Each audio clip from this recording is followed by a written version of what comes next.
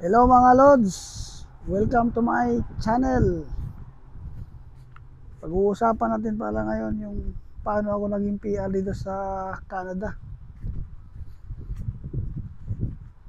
Ang ganda ng panahon dito ngayon mga Lods.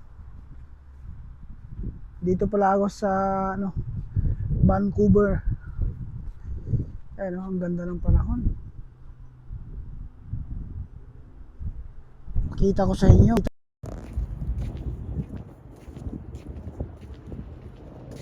Ang ganda ng panahon.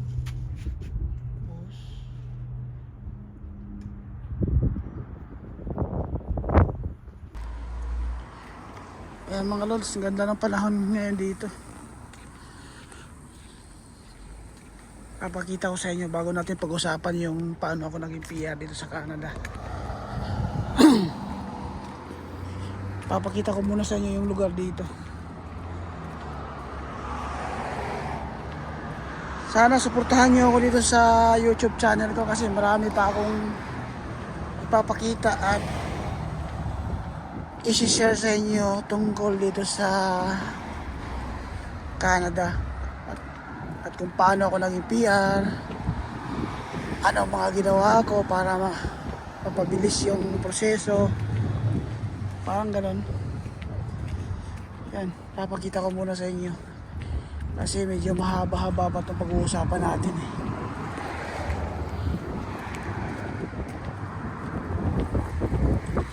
Ganda ng araw dito ngayon. Weather ngayon.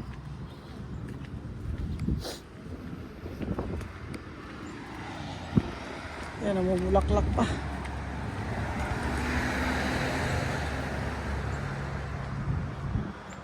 Kaya papakita ko sa inyo yung lugar dito. Dito pala to sa may Fraser Street, Vancouver. Naglakad-lakad lang ako para magagawa ng content. At susunduin natin si YP dito sa baba. Kasi dito ngayon medyo busy ang kalsada kasi nga piyesta ng mga Punjabi ngayon dito. Ayan Papakita ko sa inyo. Ito palang lugar na to, maraming nakatirang Pilipino rin. Yan, ito yung Fraser Street. Pagbaba nito, Marine Drive.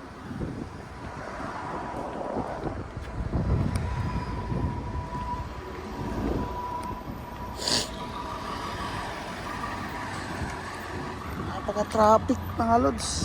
Yan.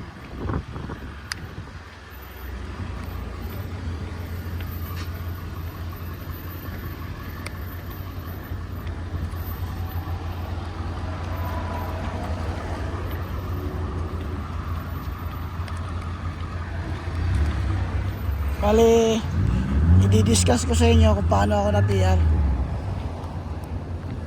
Na-PR ako dito mga Lods. 6 months lang yung yung tagal ng PR ko bago na-upload. Pasensya na kayo sa content ko ngayon kasi unang vlog ko pa to, nag-a-adjust pa ako. Try kong gumawa ng magandang content para sa inyo. Yun nga mga Lods, yung dating ko sa Canada, temporary foreign worker, gumastos ako ng 200,000 para sa placement fee.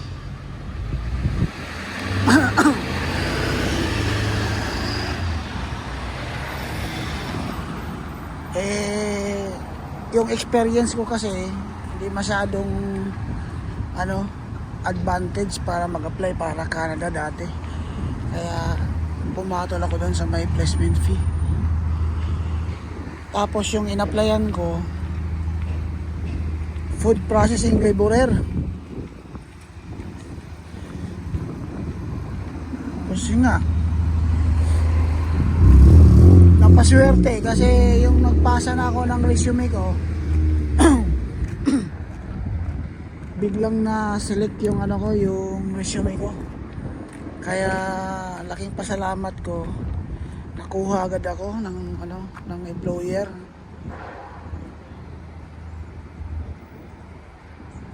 Mamaya mga lods, tutuloy ko yung paano ko naging PR.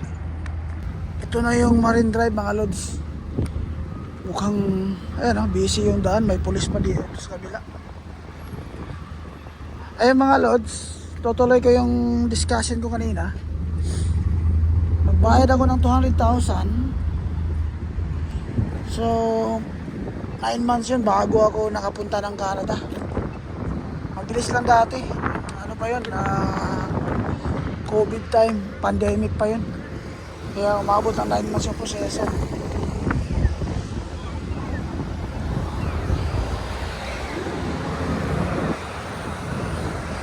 Yung posisyon ko dati mga lods sa food processing laborer,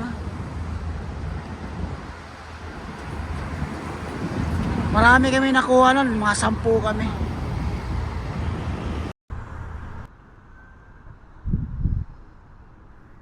Daming tao ngayon dito sa may Marine Drive. Ayan o.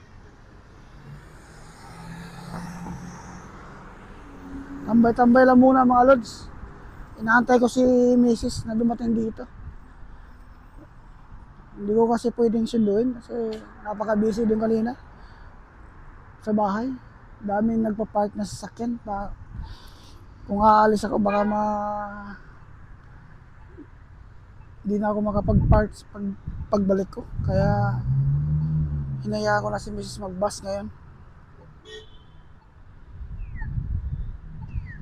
Kaya tambay-tambay muna tayo dito. Aantay natin si Mrs.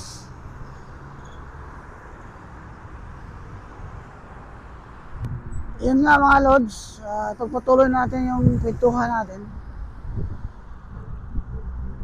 Bali, doon sa Prince Rupert kung saan ako nagtatrabaho, 6 months lang kami doon kasi biglang nagsarado yung hindi nagsarado, kumbaga nawalan ng production.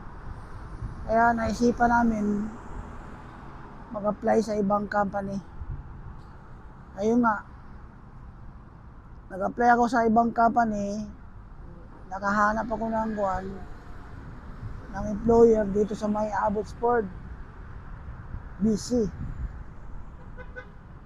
Tapos yun nga, 1 year ako doon.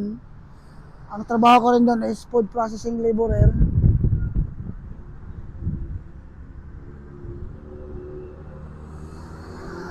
Yung sahod naman doon, minimum wage lang. Napakababa.